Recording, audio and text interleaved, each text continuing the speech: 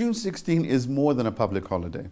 It's a day to remember the youth that stood up against an injustice and paid the ultimate price. But the question is, do today's youth even care about its significance? I speak to Lawrence Ruele, a youth leader spearheading the rejuvenization of Alex, to learn more. It's become more of a party.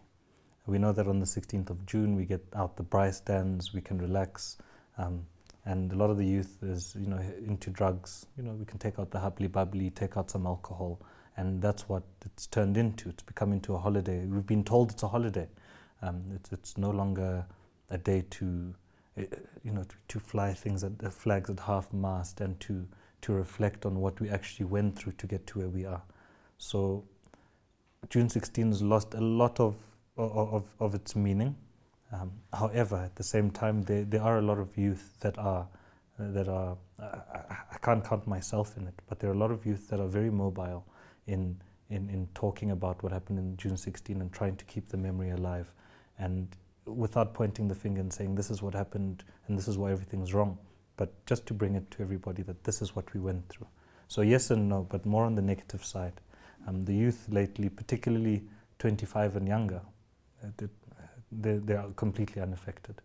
As a youth community leader, what are some of the obstacles that the youth are facing in terms of access to opportunities, in terms of access to equitability and rights and justice? Well, it begins in terms of equitability. Let's start there. When you're young, right now, 2021, in South Africa, it's very difficult to get a job. When you do get a job, there's terms and conditions. You need to have work experience to get a job. And then you need all sorts of qualifications to get a job. But then when you don't want to work and you don't want to go to school and you'd like to open your own business, then comes all this collateral that you have to bring forward. Short of killing a bull, that's what you need to go show that your idea can actually work. And so there's no belief in the youth. There's no record whatsoever. There's nothing for the youth, other than programs like at the National Youth Development Agency, but those are few and far between. And that's where we are, I guess, as the youth. And there aren't many opportunities, and that's the biggest problem. And even the opportunities, the way that they come about, even before they reach the general public, there's people that have already earmarked and are collecting things for themselves before they give it away. So how are you, through the rejuvenization project that you're running in Alex, trying to address some of these issues? Well, the first thing is awareness and communication. That's the first thing. With the Alex Makeover project, the most important thing is communication. We speak about what it is that we want to do, we engage with people, and when we find challenges, we try and find ways around them. So that's the first and the most important thing.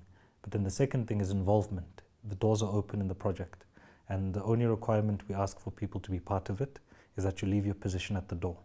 So if you're a president somewhere, if you're a manager, if you're a boss of something, when you come into the project, you're just a human being who cares about making things better in Alex. And so for the youth, now I'm young myself, not as young as some of them, but for the youth, the main focuses right now are bringing them into something exciting that will take them away from what they're currently doing, which seems exciting. And the main problem is that the elders believe that the youth are lost, and the youth themselves believe that they're lost because they're not getting any direction. So there's still some of us that see where we're going and what's needed to be done, and so we're trying to mobilize and to bring on as many youth as possible to come with us. Having said that, what would you then say to local leaders, to politicians, both current and future, to NGOs? Especially now because of all this technology, there is so much information and there's so much that the youth can do. That's actually where the power is. If you look at our country, the way that it is, South Africa, no other country, just South Africa. If you look at where we are and you look at the number of youth, that's where the power is. And so it would be so lovely for the government to consider the youth as people in South Africa and people that actually pay taxes. I mean, even if I go buy a chocolate, I'm paying a tax, and there's no focus on that.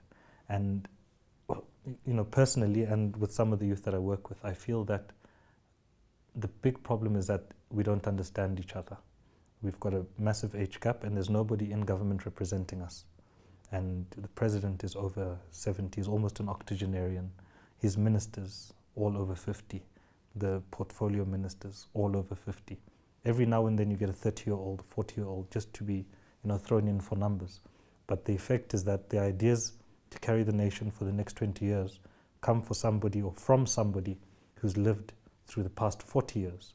So the change, particularly with the fourth industrial revolution that's coming in, that's where we're going to have a big problem.